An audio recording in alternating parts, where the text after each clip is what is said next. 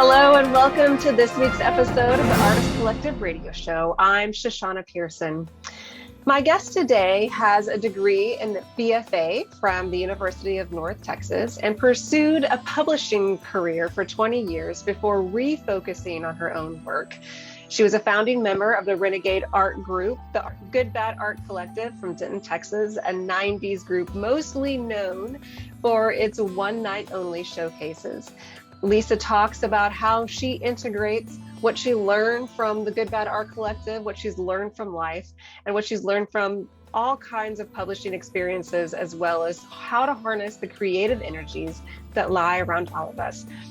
She's founder and creator of the Open Window Meditations and is hosting a pop-up workshop art show exhibition in Lockhart on July 17th through the 23rd.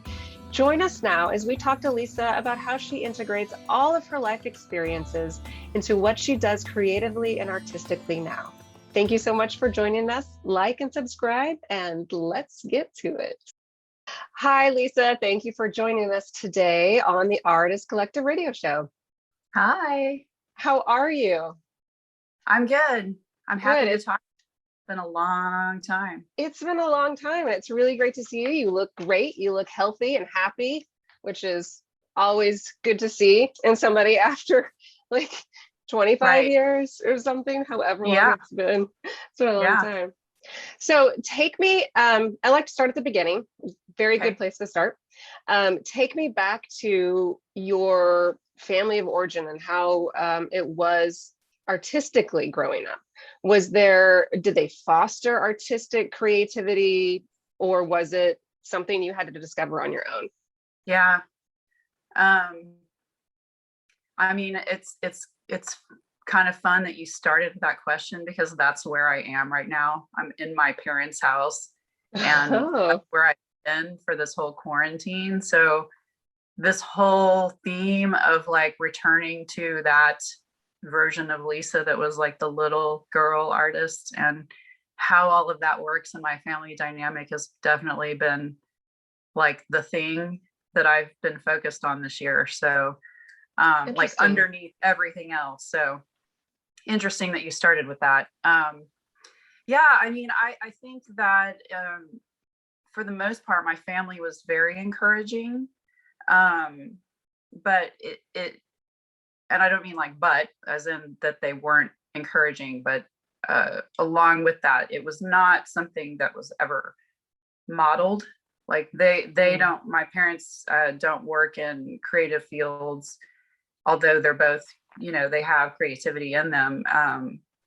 It's just not really like a lifestyle in the way that it has been for me as an adult. And like even when I had a corporate job and I was married to a teacher, you know, he's incredibly creative as well. Like that was just part of the home. And that wasn't a part of my home, even though I had that in me. And they certainly tried to find opportunities for me, you know, to explore and develop that. Mm-hmm. I don't think they always knew what to do with it, but, you know, like the masterpieces that I was most proud of that involved lipstick on the walls, like they were not into it all. And I totally, lipstick's hard to get out. Yeah, it is. But man, it was great. It was a masterpiece. Did they give you side eye or anything when you decided to study it in school? You got your BFA, so. Interestingly, no. I mean, I honestly kind of always felt like it was expected that I would grow up and study art. You know, I had a lot of other interests too. I mean, I was always really into science and writing and whatnot. And I did feel steered away from some of those fields, you know, like that they felt temperamentally I wasn't suited for that or something. I don't know. Sure. Which is both true and not true. But yeah, so there was no objections to me studying art in school. I think they questioned my RTVF minor a little more than the art major. Although that's far more practical, you know, I in some mean, ways. So yeah. so, so tell me about your experience while you were at school in Denton at the University of North Texas. You were one of the founding members of the Good Bad Art Collective, which was an incredible incubator for just, I call it renegade art. It was kind of guerrilla tactics in the sense of you would set up a show and then tear it down. It was one night only, and you had to get in and see it before you couldn't. So and for me as a spectator, I was like an adjacent art adjacent, I guess, if you will, just watching the minds and the creativity there. It really changed and formed my view of art in the art world. So tell me how, from somebody who participated and was part of that, how did it change you, or how did it help you grow as a artist, just being part of that and founding it? And yeah, I mean, it's a many layered topic for me. sure. There was a love hate, and a lot of love, but also just a lot of toxicity in the school environment, and within Good Bad too. I mean, you had 25 people who were in their young adulthood, all trying to make stuff happen, and they're all creatives, and we were learning as we go. And so there was going to be conflict, like the end, there was going to be conflict, but it was a great incubator, like you use that word, so I'm going to steal it, for just learning about all of those human dynamics and how to hold your own like energy in all of that, so that you know, you could still be creating and doing things that were coming from you and not from this little bubble that you were in. So, you know, that, like everything, was a lot of trial and error. I mean, ultimately, art school and my experience with Good Bad made me, or was a large factor, I'll say, in my choice to not continue in the arts immediately after college. Right, because so you took it straight into publishing, which I love. Like, I had been making little staple bound Crayola books since I was a kid, you know. Books were always going to be part of it. So I was extremely happy, like, when I landed that job, and then spent like 25 years making books, and then ultimately have like I just dove into the deep end of making art again. And tell me a little bit about that experience. How or why? What was the catalyst for having a regular job, so to speak, in a creative field, but then really wanting to pursue something more for yourself? And how did you get back into that? And what? Yeah, I mean, it was an accident. It was totally an accident, because I loved what I was doing. I absolutely loved what I was doing. And I was like getting promoted, and I was having positions created for me. And each one, there was like more creativity involved. You know, I was at one point, I had some insane title. I have no idea what it was even more. But I was basically like an associate creative director, and was kind of tasked also with like just managing things and logistically making sure things got done, which is something I've always been able to balance, both of those parts of me. And then just that industry totally blew up. Like already, like a not very many companies that are very large started merging. And so, you know, when they do that, they have to stop producing a lot of the work they are doing, because it's competing with each other, right? And it also kind of starts becoming like a monopoly and whatever. So it's a complicated thing I won't go into too much, but basically that environment just became like unsustainable. I mean, there were just the whole industry wide, not just the company that I worked for. There were annual layoffs. There were, I mean, just there wasn't a lot of work going on, because at the same time, I worked in educational publishing. So at the same time, you know, like the iPad came out and everybody was like, oh, we're not going to use books anymore, like ever again, ever. Yeah. You know, and everyone was just like freaking out. And it was just like a lot of things at once. And I think in that culture of trying to continue to exist, honestly, and not knowing what that was. And there was a lot of innovation happening too, but it was very, it was hard to get in on that, you know? And so it became a little emotionally, creatively stifling. Is that? Oh, it was totally like that. And exploitative. I mean, it was exploitative and just, I eventually, I mean, I lasted years before I got laid off. I finally got laid off, and then I did the same work like freelance for the old company that I had worked for. Yep. And I just was like, what am I doing? Like, this is not rewarding anymore. And this is going to take 10 years off my life, just the stress of it. And then just like logistically, with me being a single mom and like trying to drive across Austin to go pick them up from school, it just was not working. And so I just, like, I had already started doing the art, just sort of inspired by my friend Scott Winterroad, who he does a lot of plein air work, like where you're painting or drawing what you're looking at in nature usually. And I just started doing that, like when I was traveling, as a way to kind of get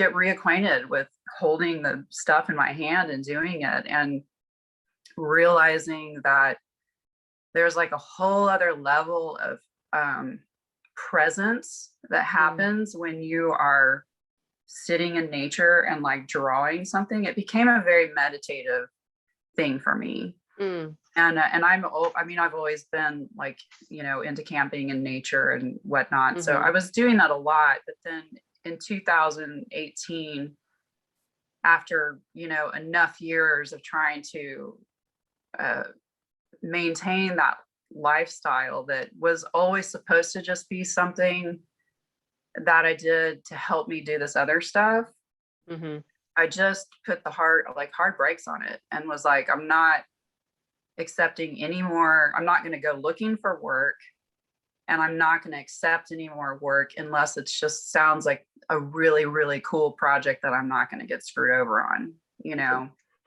Was that scary? Yeah, it was terrifying. It was terrifying. Yeah. And also the reason why I've been staying with my parents, I mean, I'm a There's single that person. I couldn't do both. So, there's been a lot around just accepting that help, like getting to a point where I would accept that help. But I understood it was really the only way. So, so yeah, 2018 was kind of pivotal. Like, I mean, there were other points in there that were pivotal, but that was really, that was where I made that choice. And that was when I started really weaning off of, out of the publishing world and doing more and more artwork. And then at the same time, this other stuff that I had been doing that we haven't talked about, which is like doing readings for people, and the Reiki started just like becoming something I couldn't ignore. So you started doing that before you left your other work? I was freelancing when I started doing, when I started that exploration. Okay. And I had started doing some paid readings before I stopped with the publishing work, but it certainly was not at a level where it was like, oh, this is my job now and can financially support me. Right. It was a total, tell me a little bit about that. Was that something that you had done before? and just kind of got back into it? Was it something that you discovered? Is it something that you did for yourself first, and then you, I'm pretty unfamiliar with that whole no, I mean, world. most people are. And I So explain was it to those of us who don't yeah, know. it's totally weird, and feels like I live in the Twilight Zone most days. And it's very cool. And I mean, I started the interest in tarot and readings, like, I mean, really always I was interested in that kind of stuff. But I started in high school, really, I had some just like totally bizarre experiences that I couldn't explain. And then I decided from that I wanted to learn how to read tarot cards. And back then, I graduated in 1990. So, no internet. There was not a lot of resources out there. And I had no idea I bought a deck, but I had no idea what to do with it. And then, shortly after that, I got into college, and my attention was elsewhere. Mm-hmm. And so it was actually in 2016, I was talking to a friend of mine from high school, like messaging on Facebook. Mm-hmm. And we're just like talking about, I don't know, we were probably being horrible and just like catty and talking about someone that we went to high school with. It was like the early stages of like everyone clashing about politics on Facebook, right. 2016. So Sure. I'm sure there had been some event, that happened we were talking about. And I knew she was a medium, but we had never talked about it. And all of a sudden she just started talking about my grandmother, and was like basically delivering a message for my grandmother, and said things that I was like, that's really weird. How would she know? I mean, just those questions that we all go through if you ever have that experience where you're just like, well, how would this person know that? And or am I filling in the gaps here too much? I mean, I was really just swirling around it. And it sparked an interest for you to pursue figuring it out. Yeah, I chose to, instead of how I had always just said like, well, that's something I will never understand. I just was like, well, I'm going to actually dig into that and see what it's about. So that's really how it started. And then how did that feed into Reiki? Is that, am I saying, it's Reiki. Yeah. Reiki.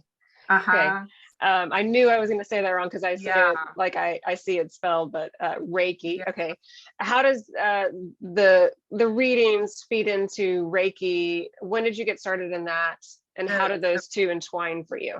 Yeah. So I had no idea what Reiki was when I first went into that rabbit hole. I mean, I had heard of it, but I really had no idea what it was. And that's pretty much where I am. So yeah. So if you want to give us a layman's, really briefly for everyone, because I think that's really common, is that it's a Japanese word, first of all, that it's kind of got a dual meaning. One is that it's just the word for like a fundamental energy that underlies everything. Okay. And then it's a specific set of practices for working with that energy. So it's, it has some roots, and like it's Japanese, so it's got some martial arts connections, some Buddhist principles, because it's coming like right at the time when Buddhism was like entering Japan, right after they had opened up after being, so there are some different aspects to it. Okay. But it's just one specific way that has been created. It was created really to make it accessible to people, and to make it this thing that seems really weird and mysterious. And I mean, again, like I'm coming at it from a Western academic culture.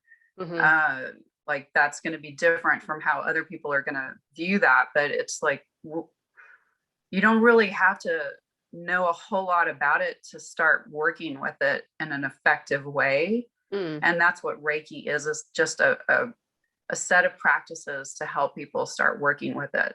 So I had also, God, I feel like there's so many just like deep little rabbit holes that I could go into. I'm going to try to keep them real brief, but just for context, I was having a lot of chronic health issues too. Just like, you know, I had gotten like sinus surgery. I was having like recurring bronchitis and sinus infections. And I got like pleurisy, which is inflammation of the inside of your abdomen, of your heart. Horrible. Yeah. And then I developed an autoimmune disorder that like attacks the tissues on the inside of your throat and your mouth. And is also horribly painful. But so that was going on. And I just was like, what is the deal? Like, why do I always what is it with this part of my body, like the respiratory upper part of my body that's like so problematic? And I just like was Googling stuff, and I have no idea like how anymore. I landed on this woman's website that was a Reiki practitioner in Austin, and I decided to like go get a session with her. And when I did, I was like, holy shit, this is something that I've already been experiencing. I just didn't know what it was, like this sensation of energy, which I know that just sounds like some people are just going to be like, but okay. I think it's actually something that a lot of artists speak to or feel manifest in different ways. And so I think for the artist community, which I assume is the majority of the viewers, people who are interested in it, I think that sort of energy is not that weird or uncommon. And I think, you know, different people harness it in different ways. And I think what's interesting to me is how you have sort of taken a very analytical view of this very mysterious thing and sort of corralled it into a power that you can sort of use in a productive way. I don't know if that makes sense. Like it's out here, and a lot of people I think are just like, okay, well, when the muse hits me or when it strikes me, but you have these very clear practices that help you tap into the muse, if you will, whenever you need to. And I talk about Stephen Pressfield's book, The Art of War. Have you read that? No. Before. It speaks to similar sorts of energies and things like that. So, and he's just like, you just got to do the work and show up, and the muse will show up for you. So to me, it's interesting that's to me, that's the thread of what you're doing, is harnessing that energy that you've felt. And you're right. I mean, and I think it's something that all creatives just instinctively, and not just creatives, I think people who are working in science and other places, like, you know, that like in the movie Soul, like when it has everybody, they're in their little bubble, they're just like in their zone, you know, like they're in the flow, like that's what it is. And so I think everybody's working with that already. And so tell me how those two things, the readings and the Reiki, flow into your artwork. How has that influenced your art and made you productive in different ways? I've been thinking of them as separate and trying to keep them separate. And I think it's just because of some of the lingering discomfort I had with really being in that world, you know. But discomfort, I mean, how you're making stuff, everything in your life informs it, like everything. So so there's absolutely an aspect of that, of just sort of it's peripherally, affecting my energy and my perspectives and way of being, so that comes into the work. But also, I mean, sometimes I'm very directly like exploring an experience that I had that I'm trying to make sense of, and then after I create a series of paintings, I have them up on the wall and I spend an evening just like sitting with them. And by the end of the evening, I'm like, oh, like, okay, I get it now, Or I started bringing the artwork into, the other world where I was doing readings, and I had been doing what I was calling visual meditations for myself, where I would pull a card and then I would just immediately do like a non-representational, very loose little watercolor, and then write some words that just felt like totally channeled words. And all of three of those things started working together to kind of create the content of the reading. And I realized that, like, first of all, I can do those with other people. And secondly, I can develop them a lot more than just like this one little card and this, quick little drawing.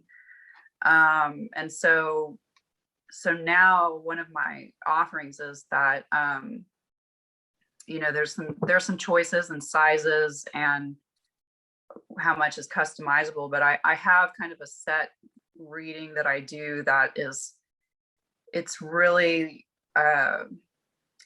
big picture. It's not like, specifically about like advice about a person's job or, relationship or whatever, like, and I don't do really predictive readings anyways. I don't see the benefit in that.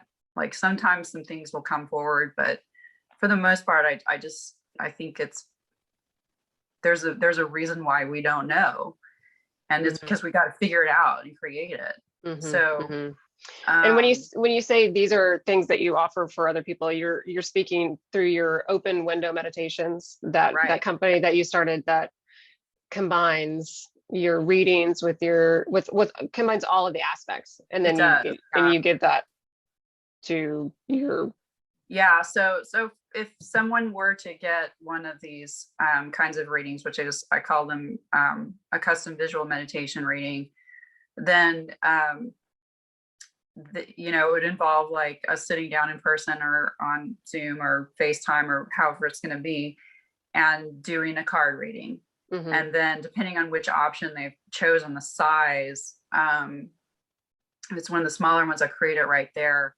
If it's one of the larger ones, I've created it in advance, because there's like layers and they need to dry and all that kind of stuff. So, and then I have some words that are sort of like the form of a poem that I read also. And the three of those things are working together, and the Reiki comes in just because, this is supposition. This is me trying to make sense of things in the way that I make sense of the world. But I view that experience as like, if this is all underlying energy, the way that I can access that stuff about people and other people can access that stuff is that we're sort of like creating a little shared energy field. And that's that Reiki energy. And so it's sort of like, if you, work with that more intentionally, it kind of comes into it's such an odd thing to describe, because it's not like coming into the painting. Nothing's happening to the painting. It's just like the painting becomes part of it. And so the energy of this reading and can be accessible by like interacting with the painting later, if that makes sense. Which is, I know, like that's quite a claim, but I mean, I'm basing that on my experience and on the experience of other people that I've worked with that have told me that, you know, a year later, they're still experiencing things just from sitting in the room with the painting and like giving it a glance every now and then. So, so yeah, it's an interesting thing. It's hard to succinctly describe to people. Sure. So thank you for that opportunity. I've decided to start doing them with small groups too. Because that's something that's really come out of this past year, is like doing group readings and collective readings. And I really like it.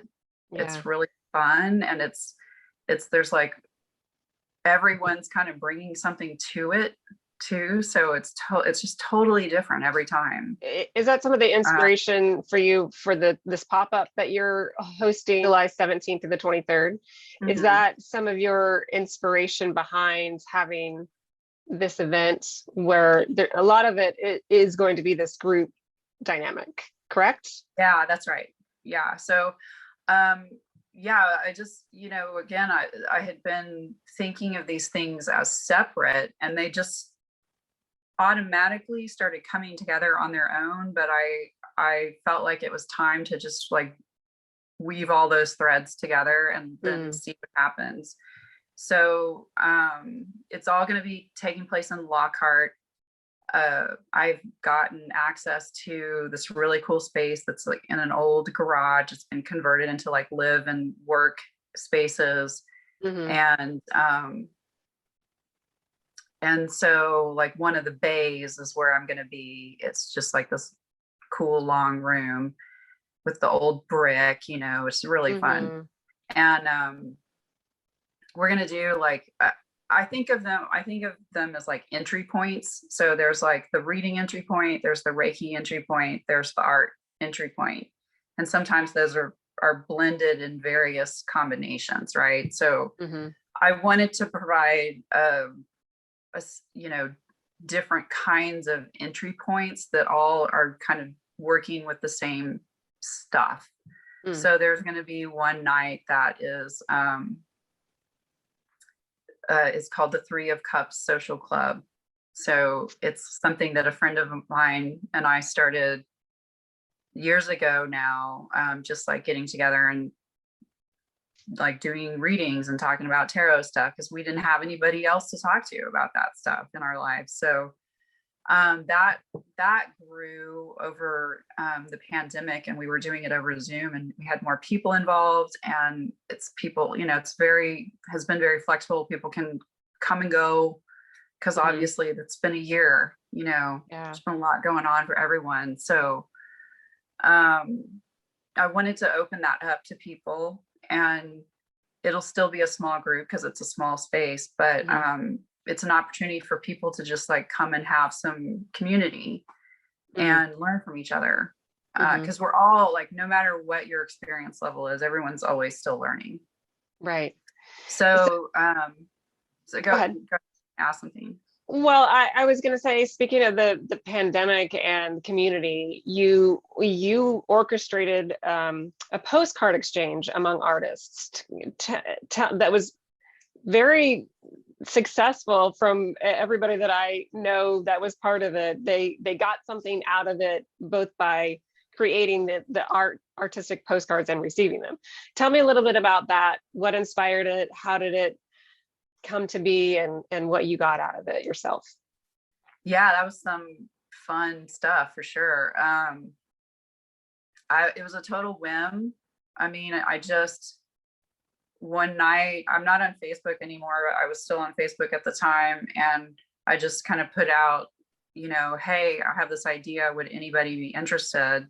And enough people said yes, that I was like, okay, I'll try to do this. And I reached out to some different artists that I knew, some that I just like sort of knew. And most people said yes. There were some that couldn't do it just because they had other stuff going on, or they weren't interested, which is fine. But we had like total 53 different artists throughout the year most of the time it was a pool of around 40. So again, it was like something designed to be very flexible, so that if somebody needed to drop out for a month or forever, that was fine. No questions asked. Like, everybody has their life they need to tend to, or if it's just not, they're not getting out of it what they wanted to, then that's fine too. But for the most part, yeah, everybody seemed to really enjoy it. And I had this list of names and everyone's addresses, and each month I got to play matchmaker. It was kind of fun. I didn't know I liked doing that. But matchmaker. So how did it work exactly? Like, you would assign people to draw art for each other, or how did that work? Somebody created a postcard, like okay. their interpretation of what that means. Like, it had to be something that they created and that somehow was reflective of their creative process. And then they were paired with another artist each month, and it would be different every month. And then they would just make something and send it to people. So, awesome. it was an opportunity to collect art, for one thing, for the people who enjoy doing that, but just like going to the mailbox and like, is my postcard going to be, it was just such a fun treat during all of this. Yeah. And I got to say, like, I'm not always great at social stuff. I'm either really good at it or I'm just terrible at it. So I feel like I made more like meaningful connections in the past year than like, since I started dipping my toe back in and going to art openings and events and stuff. Just, I was meeting people, but like this felt like a connection to where I feel like there were some friendships that came out of it, and there were some definitely some deeper understandings of people. And is it something that you think that you might continue or do again in another year? Or was it very pandemic specific? It was pandemic specific, and I didn't have an absolute idea of like where it was going to evolve into, but it just came to a natural end right at a year mark. So which made me happy, because I like things to be tidy like that in terms of time. Yeah. So yeah, it just was like the world was opening back up. People were getting vaccinated. Like, participation was also dropping off because people started getting busy again. Right. And I was having trouble like making pairs that I hadn't already made in the past, which maybe that wouldn't have been a big deal, but it just felt like everything was just kind of, it was like entropy. It was just kind of slowing down. The marbles were not rolling everywhere anymore. So that's just sometimes how it's time. Yeah. To move on. So tell me what the process, or how the process of rediscovering your art for your own sake and not in a professional publishing sense, how that and your readings and your Reiki, all this stuff has led to has it resulted in healing your physical, your internal? Tell me how it's affected you as a person. I've kind of watched from the sidelines your social posts, and it seems like there's been a real awakening of yourself and sort of a self-acceptance as a creative, as a woman. So tell me a little bit about that aspect of it. Yeah, absolutely. On your personal journey. Said earlier that I felt like the publishing work was going to take a decade off my life, and I feel like I've added at least 20 years, and that there's times where I'm like, oh, I'm aging myself backwards right now. Like, I feel great. I feel like I have just a lot more vitality, like physically, emotionally, mentally, like all of it. And there's still, I'm a human, and there's still stuff. Sure. So, but it's like I just roll with the stuff a lot more smoothly. And I also have gotten really freaking good at standing my ground when I need to, because sometimes we need to, you know. There's been a lot of work at just like figuring out what my boundaries are and establishing healthy boundaries across the board, like in all relationships, whether they're personal or professional or whatever. And I think that's really critical for,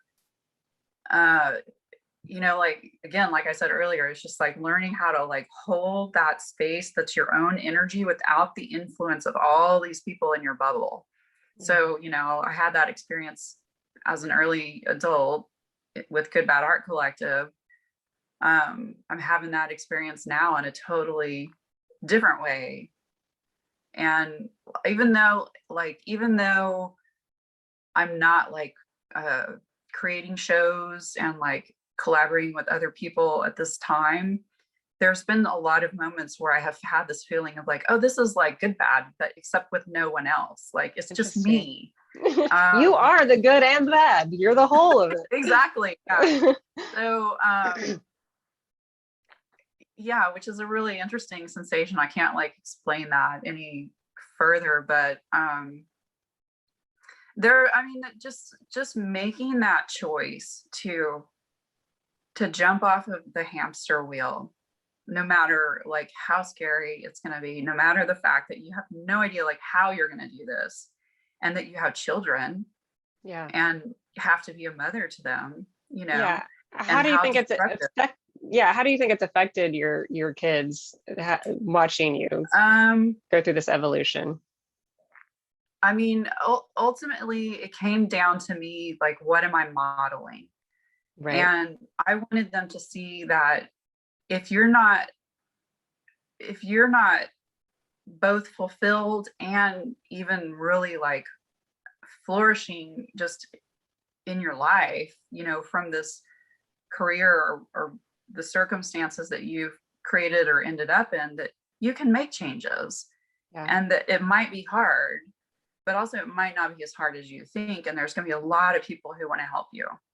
So that's really like what it has come down to for me. And I mean, all of us who have kids right now, it's just, and I know you probably have gone into this space a lot, of just like the world that they live in is so challenging. I mean, there's so much big stuff that we never had to consider. Right. And I feel like they're doing not just fine with that, like they're becoming like really cool people.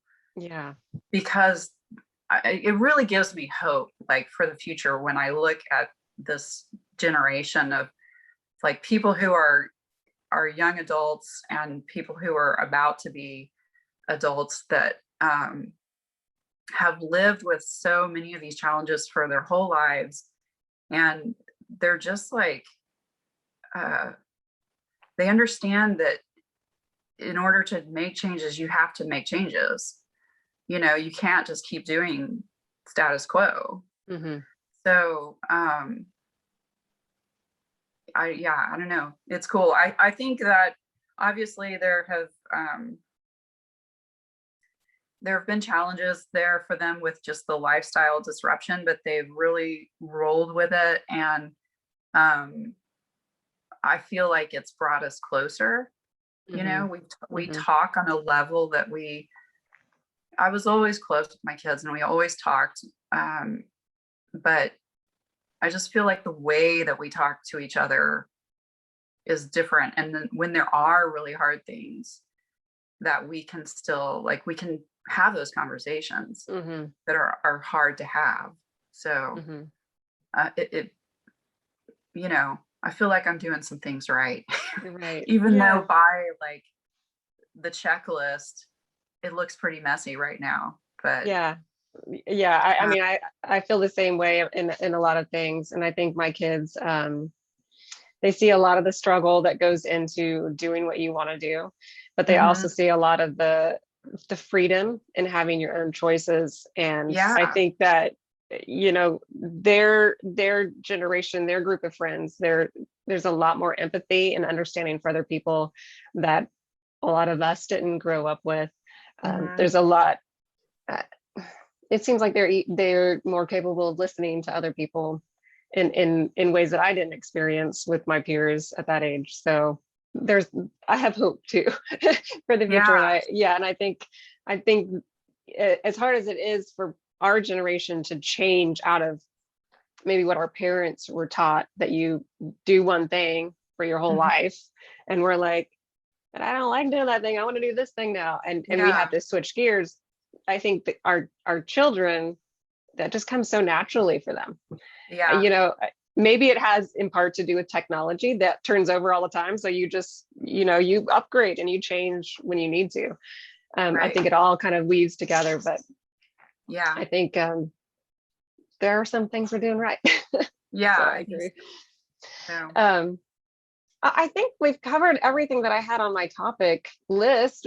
We've got your pop-up coming up, which sounds very exciting and interesting. And I'll put all the links to all the different things in your websites and your business website and your personal website and all of that. Is there anything else that you wanted to touch on that I forgot to ask or didn't include here about your art evolution? Anything? Like, really briefly, the pop-up is gonna also include one of the small group readings where I'm gonna actually create a visual meditation and do the reading live. And then there's also gonna be a self-Reiki workshop where people can come and learn how to do that. And then there's gonna be kind of like a more conventional art opening where I'm gonna be showing some little drawings that I did over the course of the pandemic, that they're also in the visual meditation realm, but they were kind of a grouping that I did about not quite 50 of them altogether. And so I'll be showing those too. So there, like, again, I said, lots of entry points there. So, and you've also been doing some writing. Yeah, that's right. Will that be a part of it too, or is that things to come? Is that in your things to come? What you're working on next? I love books. Like, I love books and I love making books. And you know, the decision to not do that publishing work was always with the caveat that I'm going to make books again, but I'm going to make my own books. So that's coming. And I know how to do all that. It's just creating the work, you know, that's going to be in it. And what I've been working on this year has been writing and then integrating the artwork into that.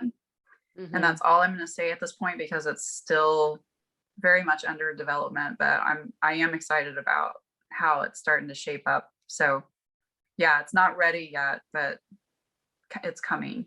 So. Well, I love that. I love that you are so open to being a conduit for the creativity, the creative forces to flow through you however they need to, and as well as being able to lasso them, so to speak, and put your analytical brain around it to harness it in a way that can be productive, not only to you, but to the community and to people that come to work with you. And I love the balance that you are striking between all of these facets in your life. I think that people in our age range right now, that's what I'm seeing a lot of, is that we're taking all of the different experiences of our life and weaving them together. And I think that you're doing that in a really transparent and interesting way. And I love hearing all about it. And I've loved talking to you about it. And I think your pop-up sounds like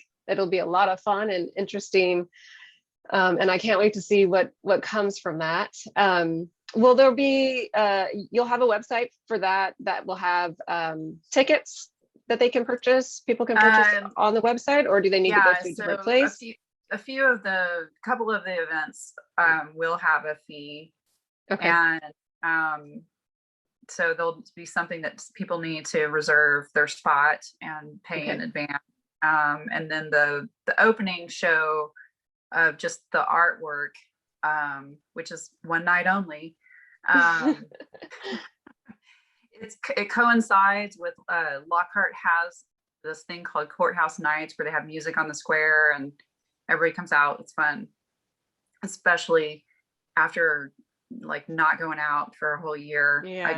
I did it one night 2 months ago, and or 1 month ago.